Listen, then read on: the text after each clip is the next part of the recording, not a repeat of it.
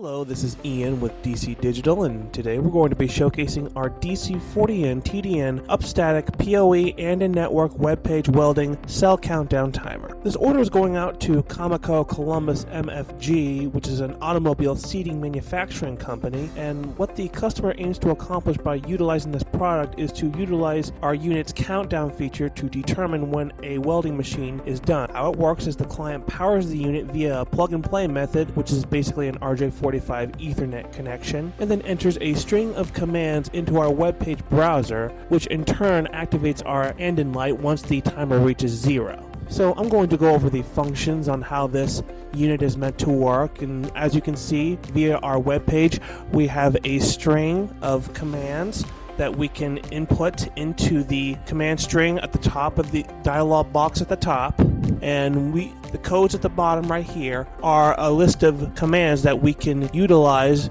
in order to make the unit do a specific function. So we can have it display the current time of day, we can have it be an up timer or a down timer in this case, and it can even display the static number. So what makes this unit stand out is the fact that it's a network POE that has an and-in light at the top of the right side of the enclosure, and it will flash red, and our piezo alarm will go off, which indicates that the timer has reached 0.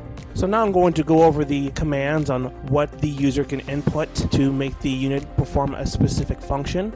So first things first, we're going to go over the time of day function. So in order to make the unit display the current time of day, we type in capital T C for time of day clock, and if we wanted to have it display the time of day in a 12-hour format in PM, we type in 0, and then we type in the current time, which is 1:10.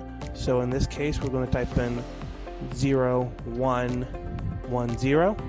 Then we type in our last 2 bytes, which is the broadcast channels. So we type in AA, and keep in mind this is all in all caps. It will not take lowercase letters. So once we have our command string typed in, we just click enter. And as you can see, the unit is now showcasing the time of day. We can also make the unit display the time of day in 24-hour format. So we're going to type in TC, and then we type in 2 for 24-hour formatting. Then we type in, let's say, 15. So we type in 1500. Then our broadcast channel, which is AA. We hit enter. And now you see that the time of day has switched from 12-hour format into 24-hour format. So in this case, it is not displaying 1:10 anymore. It is displaying 15 o'clock, or in this case, 3 o'clock. So now I'm going to showcase the up timer function and talk about the command strings in order to make the unit implement the up timer function.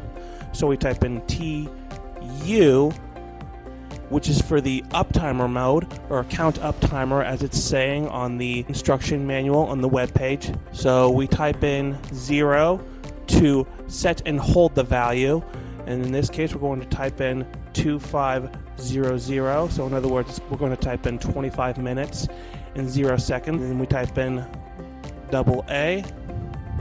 We hit enter, and as you can see, it is now currently displaying the up timer mode. It is holding the 25 minute inside the enclosure, and you can tell that it's an up timer mode by the little dot that is being showcased on the left side of the top of the display in the LED digits. So now we're going to start the up timer. So in order to do this, we type in TU, and then we type in 3 to resume the time. And this time we can type in any bytes. So in other words, we're going to type in 0000 because we are resuming the time. So in this case, we type in 0000 as you've just seen, as well as our last 2 broadcast channels. We hit enter, and as you can see, the unit is now counting upwards from 25 minutes. So say I wanted to pause the current up timer. So in this case, I would just go onto the command string right here, and then I would type in TU, and then I would type in 2 to pause the timer as it says on the web page itself. And then I would type in any of the 4 bytes. It's the same as the resume timer. So I type in 0000, type in our last 2 broadcast channels, which is AA, and in this case, it pauses the up timer, as you can see. So now it's paused at 25 minutes and 46 seconds. So as you can see, the countdown timer operates in the same exact way as the up timer, but only this time the down timer has 2 new functions that we would like to showcase, and that is to set and start the timer with the 3-second buzzer and or flashing LED light, which is the end of period and in light, and we can also set and start the timer and flash the display at the end of period, or in other words, when it reaches 0. If we wanted to do these functions, we just type in TD, and finally we type in 4 to implement our end of period buzzer, and then we type in, let's just say 30 seconds, so we type in 0030, our last 2 broadcast channels, which is AA, hit 0, and as you can see, the up timer, which used to be on the top left side of the display, is now being displayed at the bottom right side corner. So as you can see, the little dot on the top left side is now on the bottom right side, and as you can see, it is now counting downwards from 30 seconds, and it's about to reach the end of period, or in other words, it's about to reach 0. And as you just heard just now, the end of period buzzer went off, and the LED and in light that is located at the top of the enclosure is currently staying red, and it stays that way until we implement a new command. So we're going to showcase our flashing EOP. So in order to do that, we just type in TD5 for set and start the timer and flash the display at EOP, or end of period. I'm going to just say 10 seconds for this one, so we type in 0010 AA, hit enter, and as you can see, it's currently counting down from 10 seconds. As you can see, we're going to wait until it reaches 0. And now you see the LED digits are flashing, and this time it's not from the and in light, it's from the main display. So the last function that this unit can do is it can display the static numbers display. So we do this by typing in TS0, which is the basic command for just the regular static number.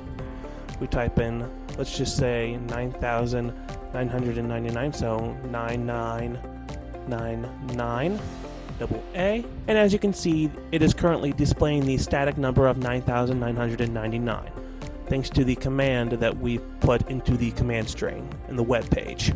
So you can also add a colon and a decimal in the center of the display, and you can make it display the static time of day. So in order to do that, we type in TS1 for static time. So let's just say we want to showcase 1335. So in this case, we're going to type in 1335 AA, hit enter, and as you can see, it is currently displaying the static time in 24-hour format, 1335. And if we wanted to add a decimal to that, we would type in TS2 for decimal. Then this time we type in, let's just say 1234. So we type in 1234, our last 2 broadcast channels, which is AA, hit enter.